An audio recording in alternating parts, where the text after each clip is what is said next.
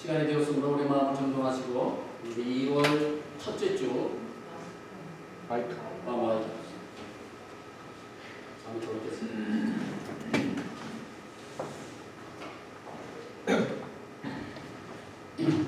테스트. 마이크 테스트. 하나 더. 2월 첫째 주 일부 예배를 하나님 앞에 신령과 진정으로 드리도록 하겠습니다. 우리 다 함께 묵도하시겠습니다.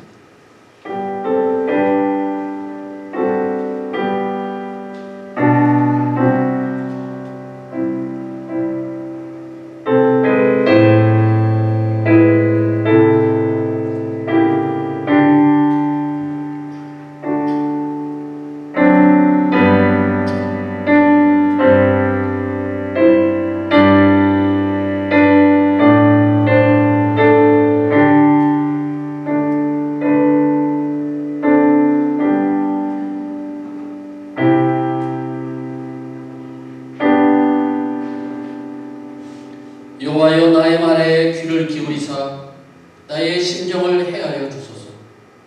나의 왕 나의 하나님이여 내가 부르짖는 소리를 들으소서. 내가 주께 기도하나이다. 아멘. 사랑과 은혜의 하나님 아버지, 새해 첫 달을 은혜 가운데 지나게 하시고 새로운 2월 첫째 주일에 주님의 성전에서 예배드리게 하여 주심을 감사를 드립니다.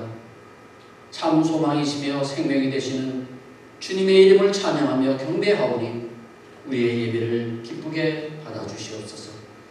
지난 한 주간 주님 앞에 거룩하지 못했던 우리의 모습들을 회개합니다. 한량없는 주님의 사랑과 은혜로 우리를 용서하여 주시고 이 세상에서 더러워진 우리의 심령을 주님의 보혈로 깨끗하게 씻어 주시옵소서.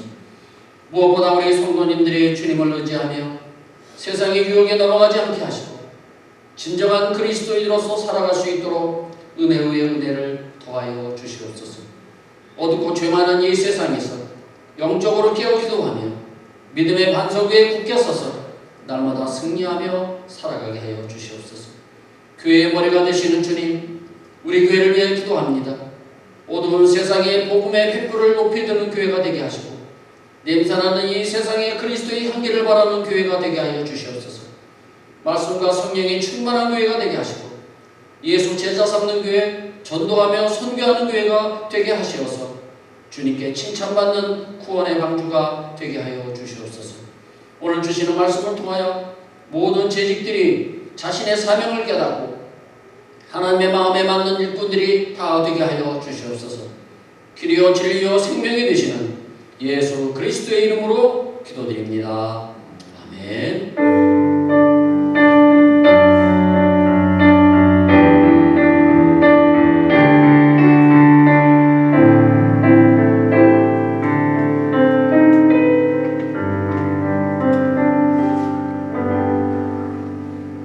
다 같이 일어나셔서 찬송가 2장을 부르시겠습니다.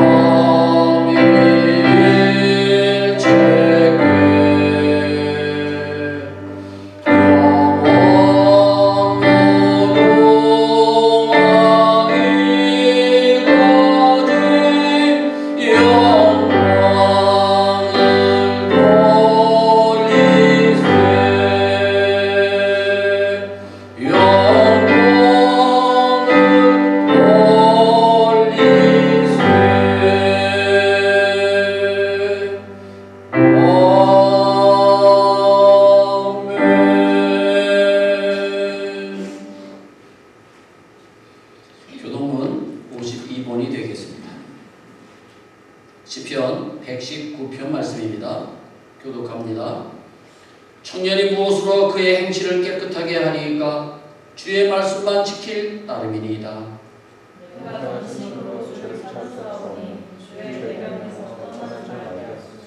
내가 주께 범죄하지 아니하려 하여 주의 말씀을 내 마음에 두었나이다. 순종을 받으실 주의 내가 주의 법도들을 작은 소리로 읊조리며 주의 길들에 주의하며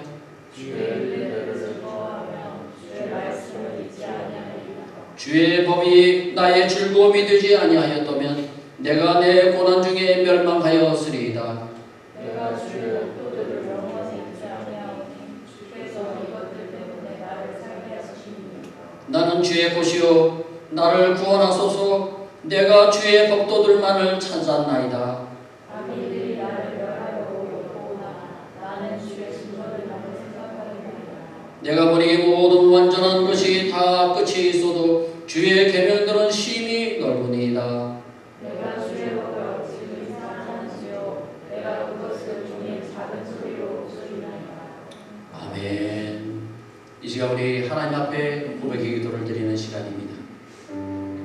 지난 한 주간 동안의 삶을 되돌아보시면서 과연 내가 하나님의 말씀을 떠나서 살지는 않았는지, 바쁘다는 핑계로 하나님을 잊어버리지는 않았는지 하나님 앞에 우리가 다시 한번 기도하기를 원합니다. 사랑이 많으신 하나님은 우리의 기도를 받아주시고 우리를 용서해 주실 것입니다.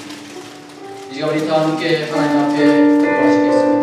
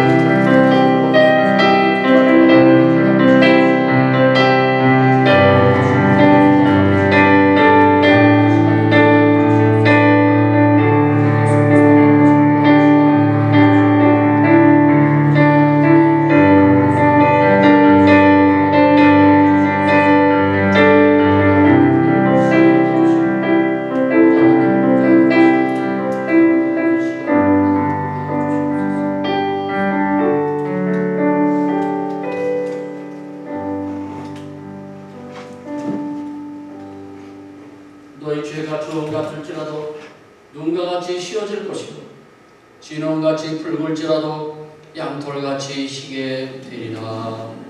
아멘. 사도신경으로 신앙 고백 드리시겠습니다.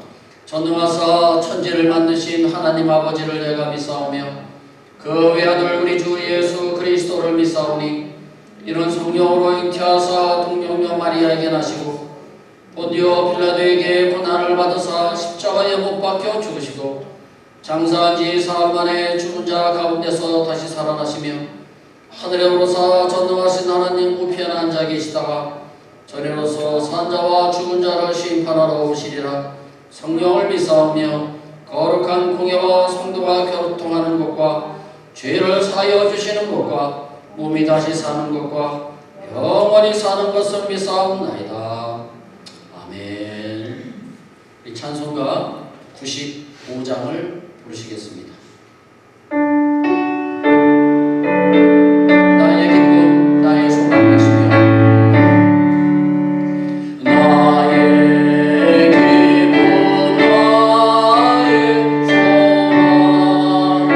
소망 되시며 나의 생명이 되신 주 밤낮 불러서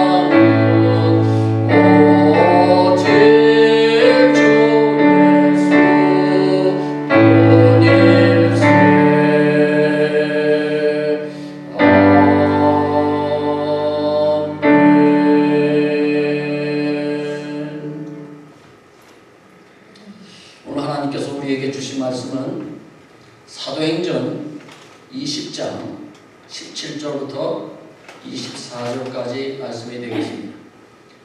오늘은 특별히 재직 헌신 예배가 되기 때문에 신명기 말씀을 잠시 쉬고 오늘은 사도행전 말씀을 보도록 하겠습니다. 17절부터 24절까지 제가 여러분들에게 봉독해 드리겠습니다.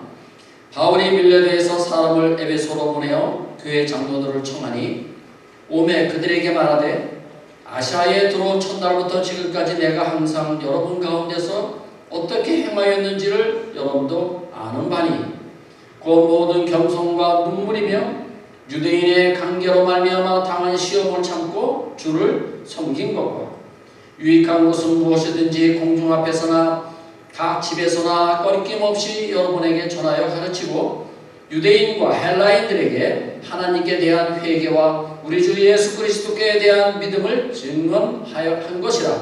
보라, 이제 나는 성령에 매여 예루살렘으로 가는데 거기서 무슨 일을 당하는지 알지 못하노라. 오직 성령이 각 성에서 내게 증언하여 결박과 환난이 나를 기다린다 하시나 내가 달려갈 길과 주 예수께 받은 사명 곧 하나님의 은혜의 복음을 증언하는 일을 마치려 하면은 나의 생명조차 조금 더 귀한 것으로 여기지 아니하노라. 아멘. 자리에 앉아주시기 바랍니다. 지난 한 주간도 평안하셨습니까? 삶의 현장에서 수고들 많이 하셨습니다. 오늘 주시는 또 말씀을 통해서 과연 내가 어떻게 신앙생활을 하며 또 내가 남은 인생을 어떻게 살아야 될지 또 그리고 하나님께서 나에게 맡겨주신 그 직분을 어떻게 내가 감당해야 될지 이런 부분에 대해서 제가 말씀을 전하도록 하겠습니다.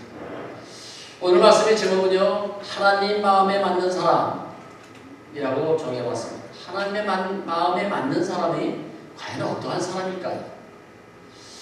사람이 다른 사람의 마음에 맞는다는 것은 참으로 어려운 일입니다. 사람마다 사람을 보는 기준이 다 다르기 때문이죠.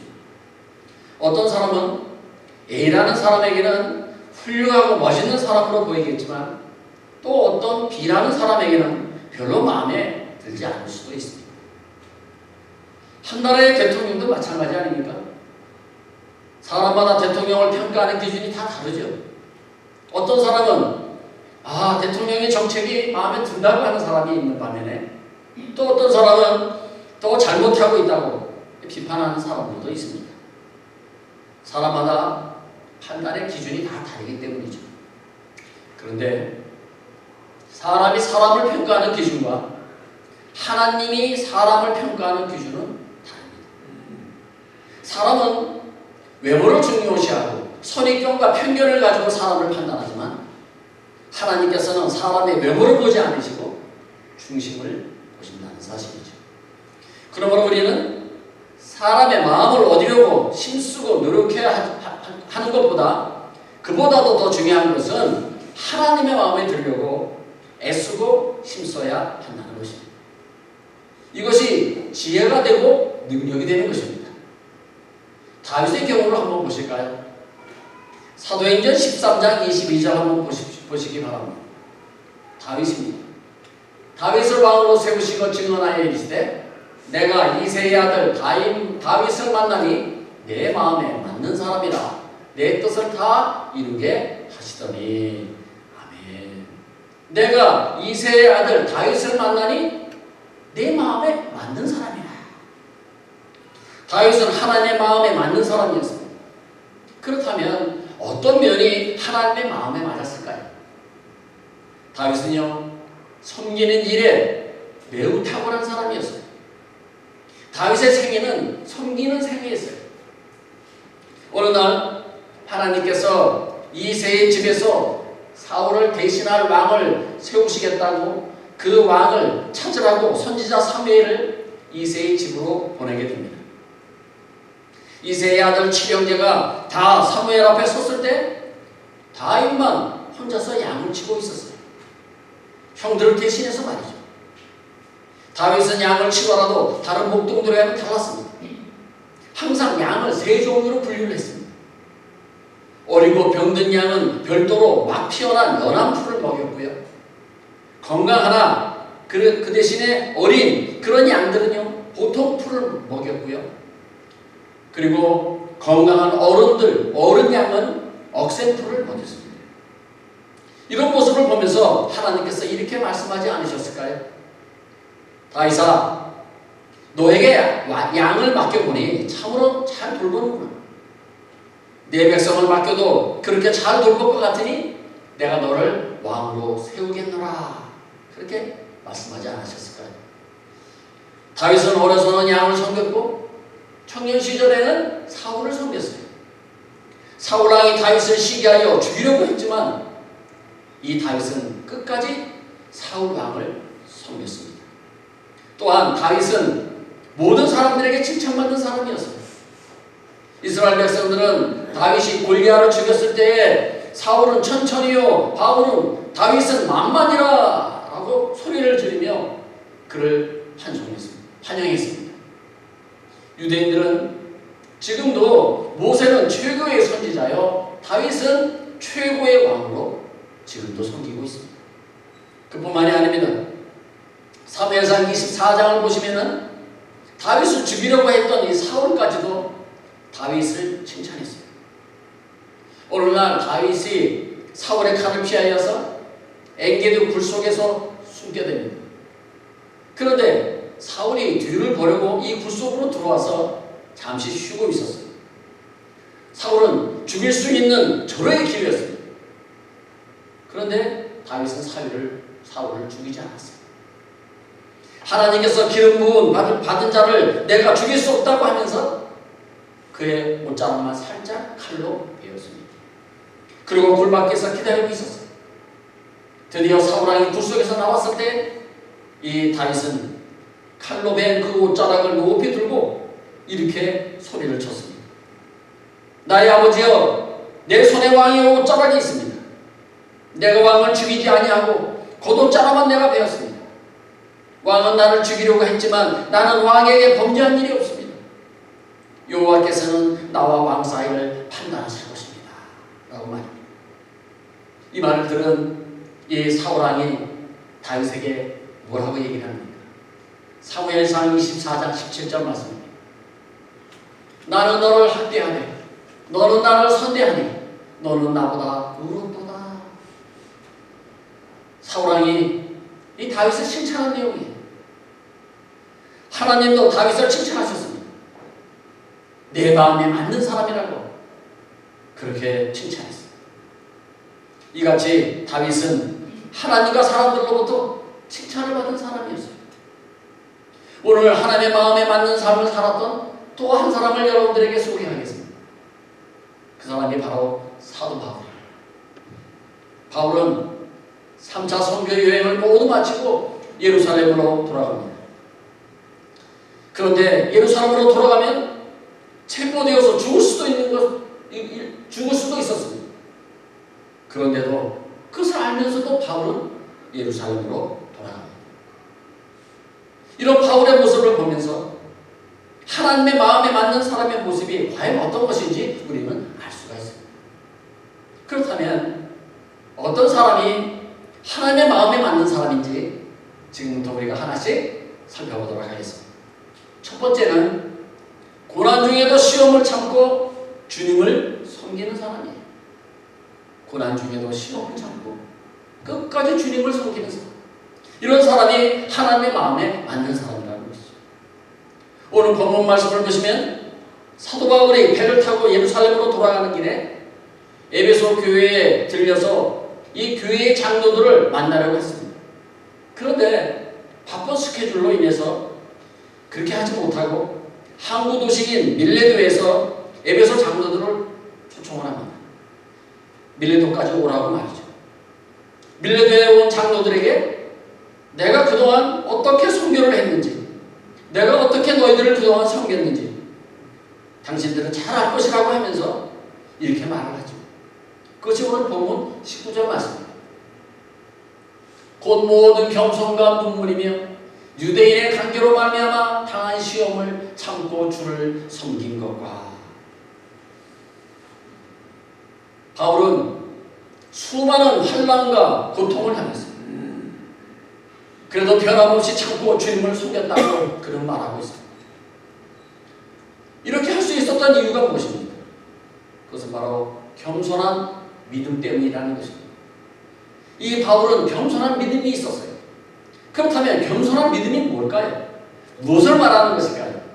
자, 겸손한 믿음이란 이런 것입니다. 잘 들어보십시오. 내가 처한 어려운 환경과 현실 속에서도 흔들리지 않는 믿음으로 내 일을 하나님께 맡기고 모든 최선을 다하여 오늘은 최선을 다해서 사는 것, 그것이 겸손한 믿음인 것입니다. 바울은 이런 겸손한 믿음을 가지고 최선을 다해서 하나님의 일을 했던 것입니다. 고난과 역경 중에서도 낙심하지 않고 하나님의 선하신 뜻을 온전히 신뢰하며 겸손한 믿음으로 살아갈 때에 하나님은 큰 복으로 역사해 주실 것입니다. 그러므로 진정 예수님을 나의 구원자로 믿으신다면 세상 축복에만 너무 관심을 가지지 마시고 영적인 성장에 더 많은 관심을 가지시기 바랍니다. 성도 여러분, 신앙생활 하시면서 하나님과 이런 흥정을 하지 마십시오. 하나님, 이번 일만 잘 되면 내가 신앙생활 앞으로 잘할게. 또는 하나님, 내가 이번 계약만 잘 되면 내가 하나님 앞에 11조 드릴게. 이런 기도는요, 조건부 기도예요. 이런 기도는 하나님께서 받지 않으세요. 하나님께서 내 생명과 내 소유를 찾으신다 할지라도 변함없이 하나님을 섬기셔야 합니다. 십자가의 은혜를 생각하며 주님의 어떠한 조치에도 아멘 하면서 절대 순종하고 하나님만 의지할 때에 하나님은 우리의 아버지가 되셔서 가장 선한 길로, 가장 좋은 길로 우리를 인도해 주실 줄로 믿습니다. 어떤 부부가 한 고아를 입양을 했습니다. 그러면 이때부터 이 아이는 친자녀라고 하는 의식을 가지고 부모의 어떠한 징계에도 사랑의 징계로 받아들여야 하지 않겠습니까? 그런데 만약 내가 친자식이 아니라고 나를 미워하네 라고 그렇게 받아들인다면 어떻게 되겠습니까? 예수 믿는 우리도 마찬가지입니다. 예수 믿는 우리는 하나님의 친자식들입니다. 고아와 같은 우리는 하나님의 아들과 딸로 삼아주셨어요. 그렇기 때문에 우리가 잘못하면 하나님께서 징계를 하실 수도 있습니다. 그런데 조금만 어려움을 당해도 하나님의 친자식이라고 하는 생각을 잊어버리고 뉘우치기는커녕 오히려 불평하고 원망하는 사람들이 계십니다. 이런 행위는요, 나는 하나님의 친자식이 아니라고 하는 것을 인정하는 꼴이 되는 것입니다. 성도 여러분, 어떠한 고난과 어려움이 온다 할지라도 하나님의 살아계신 손길이 항상 있음을 믿으시는 여러분들 되시기를 바랍니다. 고아원에서 자란 아이들이 맛있는 것이 있으면 몰래 가져다가 자기 침대 밑에다가 숨겨놓고 혼자서 먹는답니다. 그러나 보통 자녀들은 그렇게 하지 않죠. 이처럼 드리고 나누고 베풀 줄 모르고 자기 침대 밑에 숨겨놓고 혼자 먹는 식의 이런 신앙생활은요, 아직 하나님을 내 아버지로 믿지 못하는 영적인 고아와 같은 것입니다. 이제부터라도 드리고 나누고 베푸는 삶에 최선을 다하시는 여러분들 되시기를 바랍니다. 그리하면 하나님께서 반드시 그 이상으로 갚아주실 줄로 믿습니다. 두 번째, 어떤 사람이 하나님의 마음에 맞을까요? 두 번째, 방송실, 언제 어디서나 주님을 증거하는 사람. 하나님에 맞는 사람이 바로 마음에 맞는 사람이 이런 사람입니다. 오늘 본문 20절, 21절 말씀을 한번 보시기 바랍니다. 자, 우리 같이 한번 읽겠습니다. 시작. 유익한 것은 무엇이든지 공중 앞에서나 각 집에서나 꺼리낌 없이 여러분에게 전하여 가르치고 유대인과 헬라인들에게 하나님께 대한 회개와 우리 주 예수 그리스도께 대한 믿음을 증거한 것이라. 아멘. 자, 이 말씀을 보시면 뭐라고 되어 있어요? 20절 한번 보세요. 여러분에게 전하여 가르치고 21절 말씀에 우리 주 예수 그리스도께 대한 믿음을 증거한 것이라. 주님을 증거했다는 거예요. 사도 바울은 모든 상황을 복음 전파의 기회로 활용을 했습니다. 왜냐하면 복음 증거가 가장 소중한 일로 여겼기 때문이죠. 요즘 부가가치가 높은 산업이 무엇인지 아십니까? 시스템 반도체, 그리고 미디어 콘텐츠 영화 사업이라고 합니다. 이것이 부가가치가 아주 높은 산업이래요. 그런데 사실 가장 부가가치가 높은 일은요, 영혼을 살리는 일이에요. 왜냐하면 한 영혼이 천하보다 귀하기 때문이죠. 또한 남의 영혼을 살리려고 할 때에 내 영혼이 살게 되기 때문에 그것이 중요한 것입니다. 이 세상에서 영혼을 살리려고 애쓰는 삶처럼 복된 삶은 없는 것입니다. 어느 날 어떤 집사님이, 어떤 사람이 무디 목사님을 찾아왔어요. 그래서 이렇게 질문을 합니다. 목사님, 성경 말씀이 잘 이해되지 않으면 어떻게 해야 하나요? 그때 무디 목사님은 이렇게 말했습니다. 성경이 잘 이해되지 않으면 성경을 덮고 밖으로 나가 전도해 보세요. 그리고 돌아와서 성경을 읽으면 이해가 잘 될 것입니다. 이처럼 말과 생각으로만 헌신하고 몸으로 헌신하지 않으면 진리는 내게 쉽게 다가오지 않습니다. 우리는 믿음이 좋다고 하는 말을 자주 사용합니다.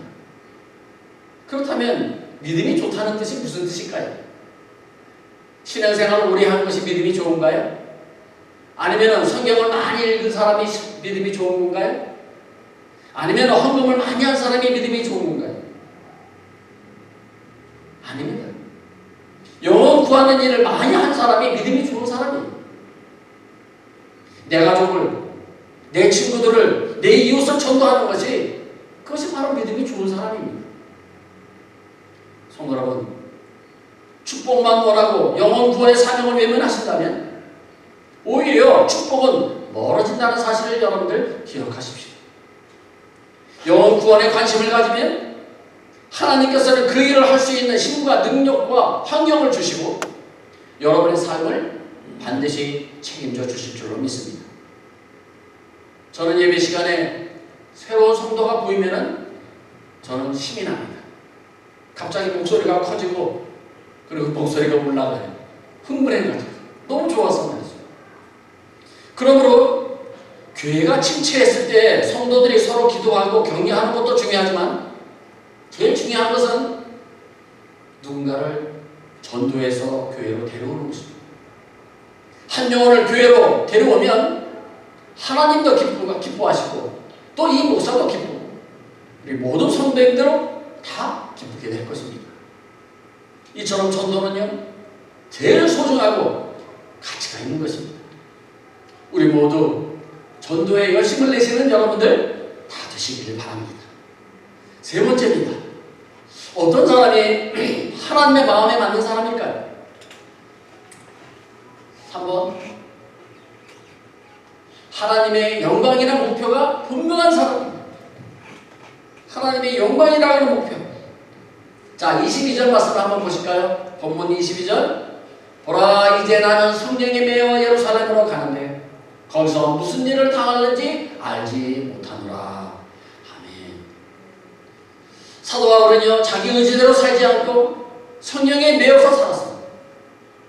다시 말하면 자기 생각대로 산 것이 아니라 성령님을 의지하면서 그 성령님의 인도하심에 따라서 살았다는 것입니다. 이런 사람이 큰 인물이 되고 성공하게 되는 것이죠. 그러나 사람을 의식하고 사람에 매여서 살면은 불행한 인생을 살아갈 수밖에 없는 것입니다. 성도 여러분, 사람에게 잘 보이려고 겉모습에 너무 신경 쓰지 마십시오. 중요한 것은 마음입니다. 겉모습은 아름다운데 마음이 추하면 오히려 환멸의 대상이 되어버리고 말아요. 예수님의 겉모습은 어땠습니까? 그리 화려하지 않았어요.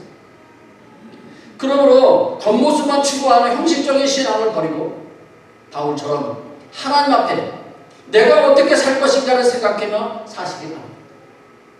하나님의 마음을 얻지 못하고 사람의 마음만 얻으려고 하면 하나밖에 없는 인생이 허무해지는 것이죠.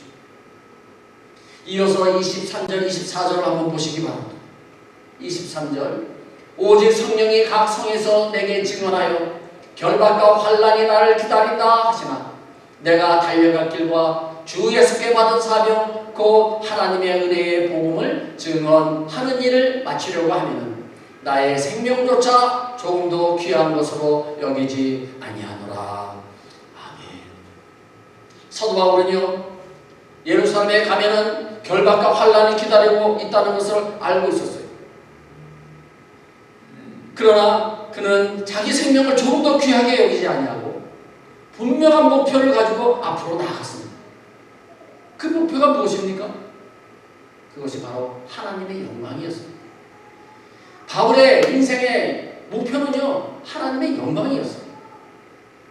성도는 분명한 목표를 가지고 사셔야 합니다. 세상 인기가 아니라 하나님의 영광이란 분명한 목표를 가지셔야 합니다. 이런 뚜렷한 목표를 가지고 살아간다면 반드시 그 목표가 이루어져서 하나님의 영광이 나타나게 될 줄로 믿습니다. 마지막 네 번째입니다. 어떤 사람이 하나님의 마음에 맞는 사람입니까?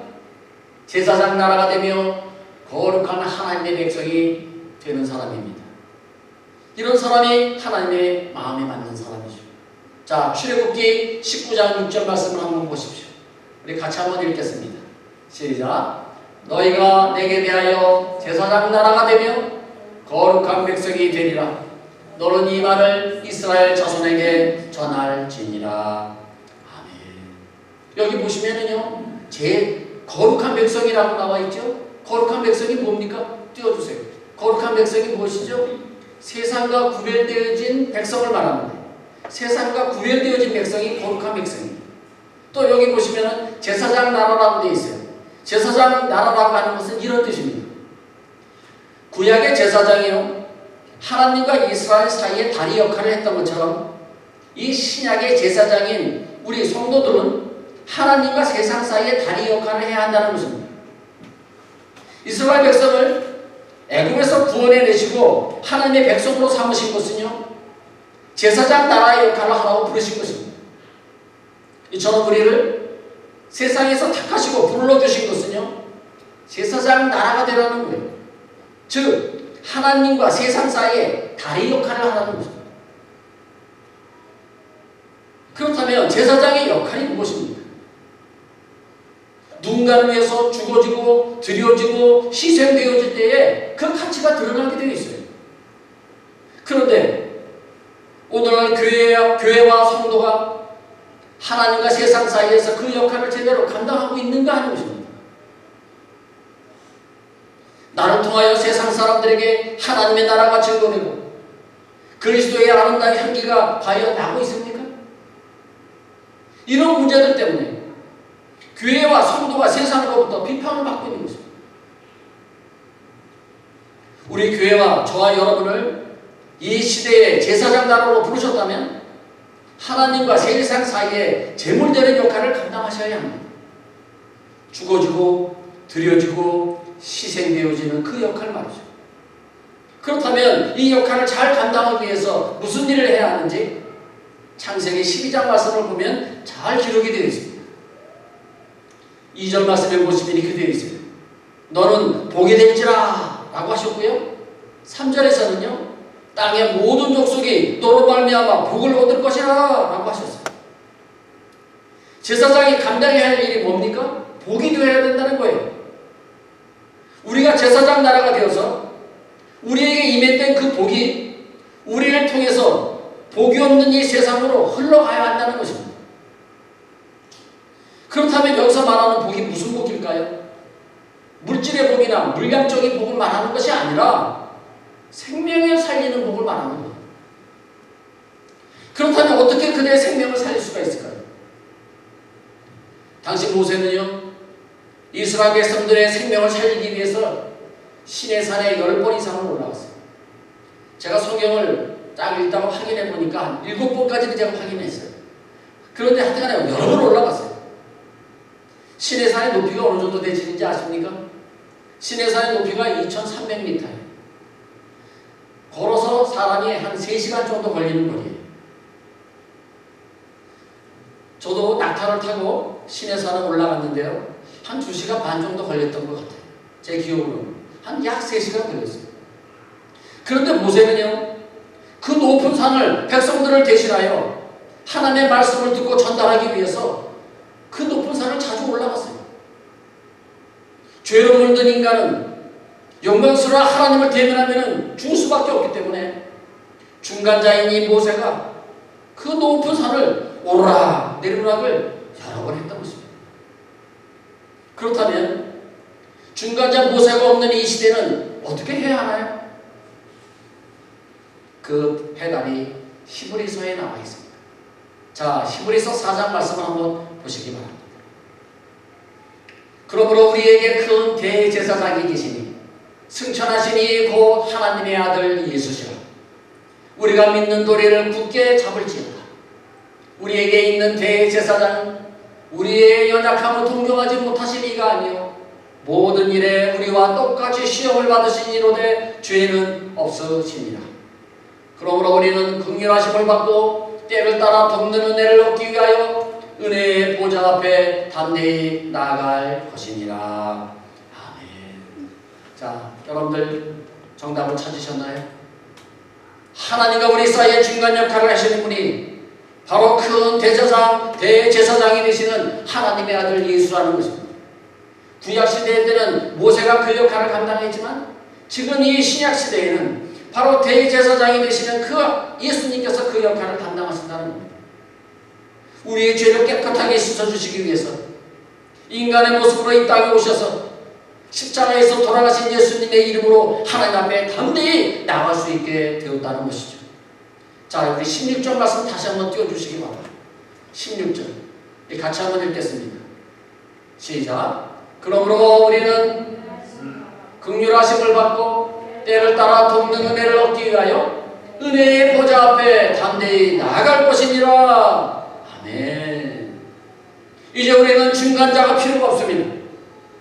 누구든지 예수의 이름으로 영광스러운 보좌 앞에 주신 은혜를 기대하며 나갈 수 있게 된 것입니다. 그것이 무엇으로 표현될 수 있나요? 그것이 바로 예배와 찬양과 기도로 표현이 되는 것입니다.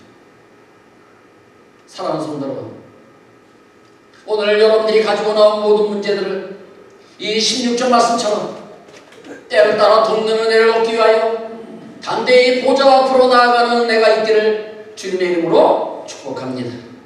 우리 함께 통성으로 함께 기도하기를 원합니다. 오늘 말씀의 제목처럼 하나님의 마음에 맞는 사람이 되게 해달라고 기도하시기 바랍니다. 다윗처럼, 사울처럼, 사도 바울처럼 하나님의 영광을 위하여 또 하나님의 거룩한 백성이 되게 해달라고 여러분들 기도하시기 바랍니다. 이 시간 우리 주여 한번 부르고 이 시간 기도하시겠습니다. 주여, 아버지 하나님, 오늘 말씀처럼 우리가 하나님의 마음에 맞는 사람들이 되기를 바랍니다. 다윗처럼, 사울처럼 하나님의 영광을 위해서 쓰임받는 하나님의 종들이 되기를 바랍니다. 거룩한 하나님의 백성들이 되게 하여 주시고 하나님의 영광이라는 하나님의 목표를 가지고 살아갈 수 있는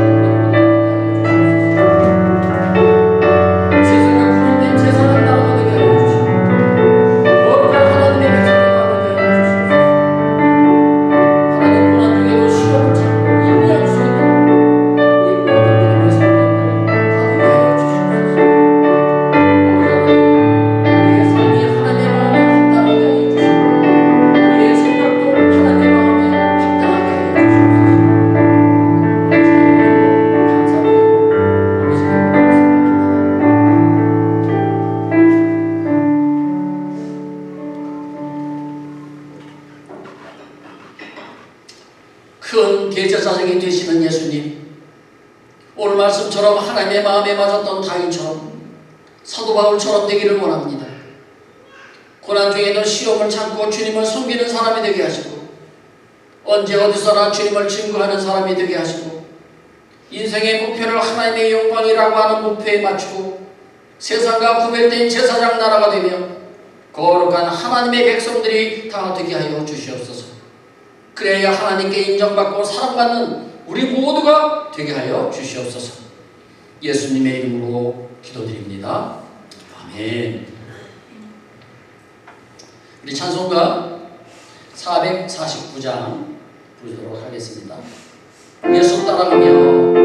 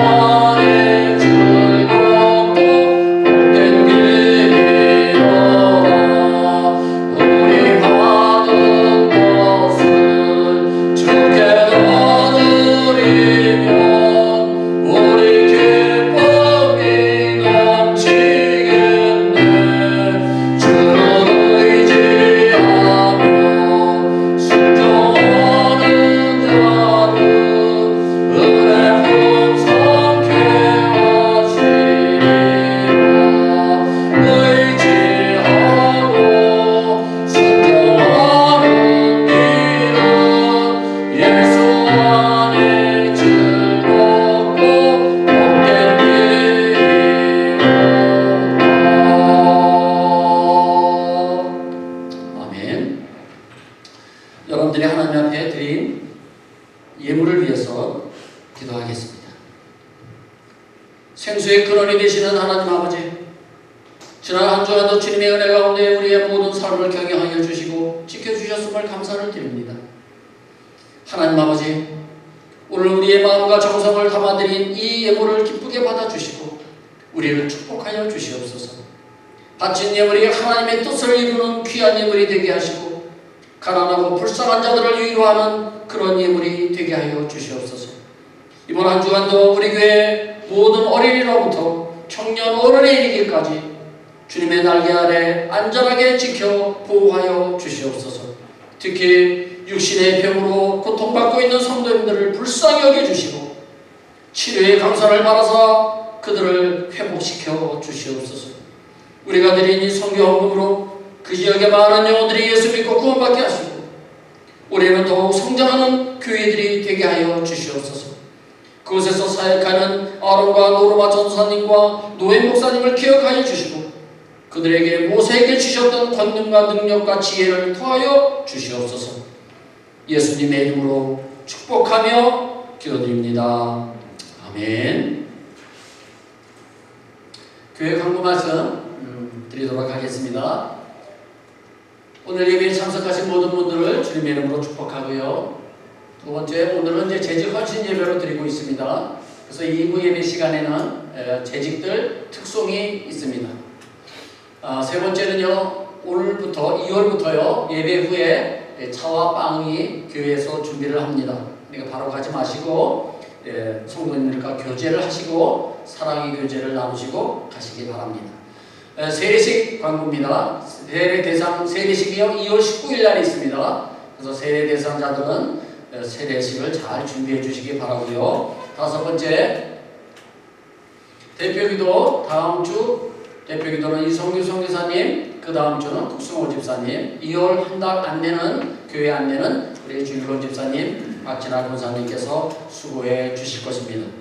여러분들 추가로 광고를 말씀드리면 목장 예배 보고서가 아직 들어오진 않고 있습니다. 그래서 여러분들 목장 예배 들으신 분들은요 목장 예배 보고서를 오늘 제출해 주시고 가시기 바랍니다. 우리 다 함께 일어나셔서 우리 마지막 송 우리 부르고 마치도록 축도하고 모든 예배를 마치도록 하겠습니다.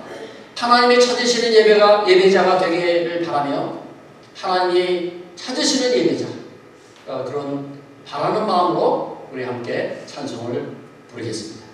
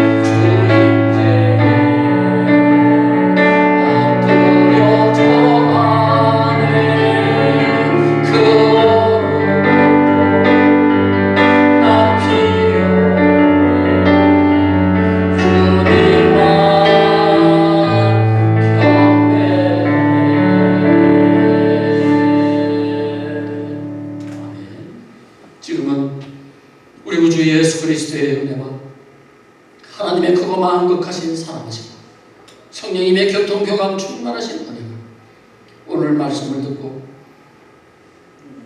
다윗처럼 또 사도 바울처럼 하나님의 맞는 사람이 하나님의 마음에 맞는 사람이 되기를 원하며 떠나는 우리 모든 성도들 머리 위에 그들의 가정과 직장과 사업장 위에 그리고 우리 소망장로 교회 위에 그리고 우리의 조국 대한민국과 또 우리가 살고 있는 이 멕시코 땅 위에 지금부터 영원토록 함께 계실지어다.